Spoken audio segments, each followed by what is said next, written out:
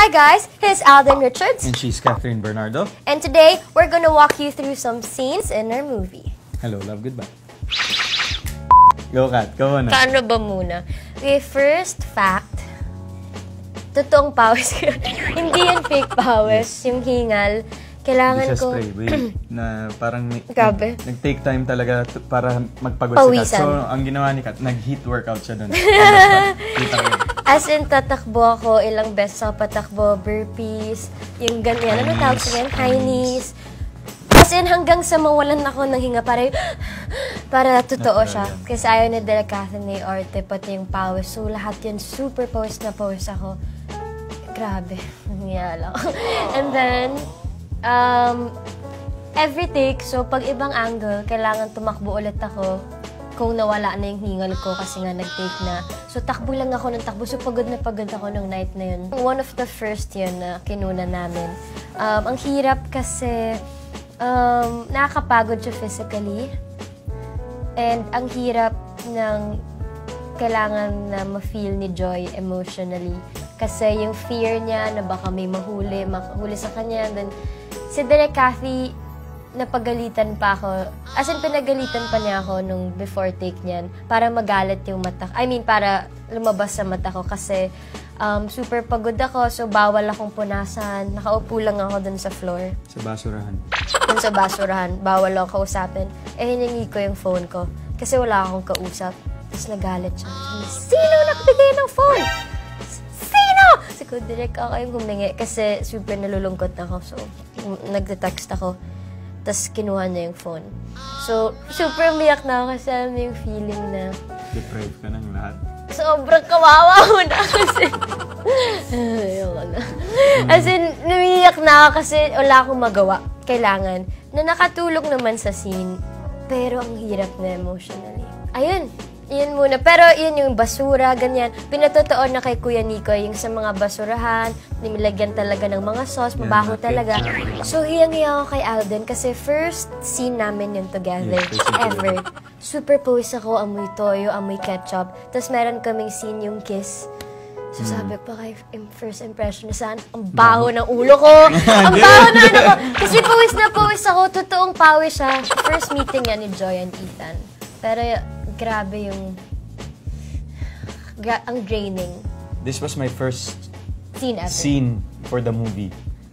Yan yung unang-unang kinunan sa akin. Tapos, halos parang napagalitan rin ako ni Direk Cathy, pero wala ako dun. Kasi nag-CR ako na yung kukunan. Kasi may-motivate na niya ako, tapos, nasan si Alden? Wala si Alden. Tsaka nalaman ko siya 3 days after namin i-shoot yung Ali. So wala akong kaalam-alam. Tapos parang doon ako hiyang-hiya sa sorry, dapat pinigilan ko na lang yung ihi ko. Pero yung scene na yun,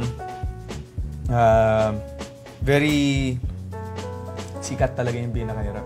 I saw it. Talaga, nakita ko yung how, kung paano niya gustong mag-work yung scene. Especially lahat ng instructions ni Direk, lahat kailangan sinusunod niya on kasi hindi magre-register sa camera yung emotional requirement ng scene kung hindi mas ma-physicalize ng maayos yung emosyon.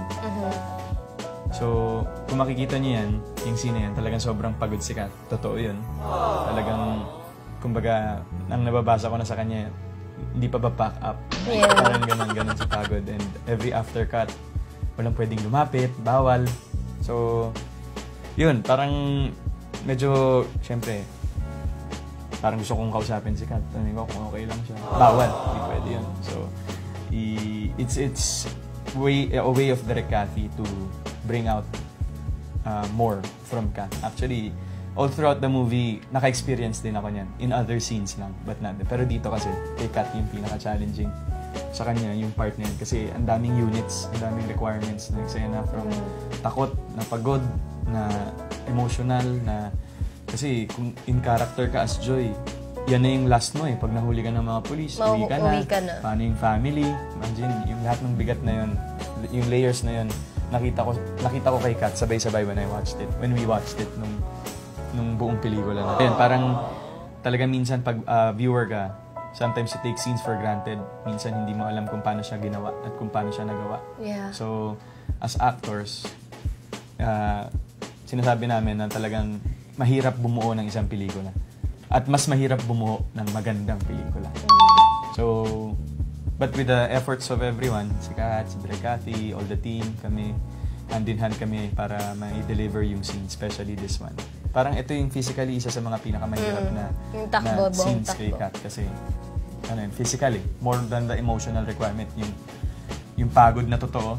Yung hirap nun, minsan wala ka na nga mabigay pag ganun pag exhausted ka na. May physical ka din. Physical? Yun! Andito yata yun Pakita ba natin? Okay. Mo? Kasi yung suntok na yun, ilang takes yun. Yes. Tapos then, after ilang days, dun lang pisali ko kay Alden, ano yan? So yung tinaas niya yung t-shirt niya, meron siyang super laking pasa. Napakita namin sa inyo. Sabi kasi niya, go lang! Kat, suntokin mo lang ako! Go lang, Kat! Suntok! So, siyempre, pabibo ka pag first day. Pabibo ka pag first day. Sige lang, suntokin mo lang ako! Yeah. Pero, so, every take, lahat ng galit ko, sinusuntok ko siya. Siguro mga 7 takes. 7 takes yun. So, suntok lang ako ng suntok. Sabi niya, okay lang, Kat. Sige lang, Kat, suntokin mo ako. So, after ilang days, nag-violet dito niya. Grabe, nagpasa siya. Wait, pakita niya yung pasa. Nalaman ko siya ilang days na parang naalas lang siya. Andun pa rin siya kahit nung last shooting day namin. Kasi di ba ang puti ni Alden? So, kitang-kita mo. Grabe. Tapos pinapag-guilty ako nila Joros kasi nga super laki yung pasa. Yan. Kita ba natin? Yan yung the day after. Actually, nagpasa talaga siya ng malala na to the point na wala na yung sakit pero may mark pa. May mark pa. Pero yan, kasi wala, siyempre gusto mo, pabibo ka ng first day. Joke lang. Pero hindi, parang dun, in that way na parang sabi ko, kailangan kong tulungan si Kat. Kasi siyempre, pag sumuntok ka tas pineki mo, di ba, parang natural din sa akin yung reaction. Masakit talaga siya. Bring us lang dun sa emotions nila. Kasi magkaibang. Halimbawa, si Joy, yung nasabi mo nga may pinagtataguan siya, may tumatakbo siya. Tapos si Ethan, ano yung nafe-feel niya rin that night? Si Joy, more of fear. Takot na takot siya kasi kapag nahuli siya, ipapadeport siya sa Manila, hindi siya makapunta sa Canada, hindi niya matutulungan family niya, hindi niya maano yung dreams niya. So, ang daming nakasalalay. Kaya, yung buong takbo na yun, as in, para siyang ang haba-haba yung tinakbo, pinakita yun sa scene kung gaano talaga yung desperation niya na hindi mahuli kasi pag nahuli siya, lahat ng pangarap niya, wala. So, yun, si Joy pa sobrang dreamer na Na parang, yung dumating yung totoong mga police, yung nakita niya lang way, ikis para hindi siya mamukaan. So, kahit na amoy basura siya, na di naman niya kilala si Ethan, yun yung ginawa niya out of desperation. Si Ethan naman that time, kasi there was an instant connection Kung makita nyo kasi yung first part when Ethan entered the bar, napalingon na siya agad kay Joy. So, tas yung mere actions of sending drinks already, that's already a sign of attraction. So, hinabol din niya, nakihabol din siya dun sa patakbo ni Joy. Tapos, siyempre, medyo playful, medyo playboy. Nilaro niya yung scene. Gusto lang niyang lokohin palalo, i-good time palalo si Joy. So, akala niya na magaan lang para kay Joy na lokohin ng ganun. Without knowing na yung deeper background nun, yung deeper story nun, mas malalim pa kaysa dun sa panloloko niya. Kaya naisip niya i-good time. Until nag-usap na sinuntok, umalis, hinalikan, then that kiss was parang every time kasi each Ethan and Joy moment may naiiwan. Pupulutin ng isa, tapos ibabalik ulit. So, nag-start dun sa drinks, sinundan. Si Joy ako yung nagbigay, ngayon si Ethan yung nagbigay.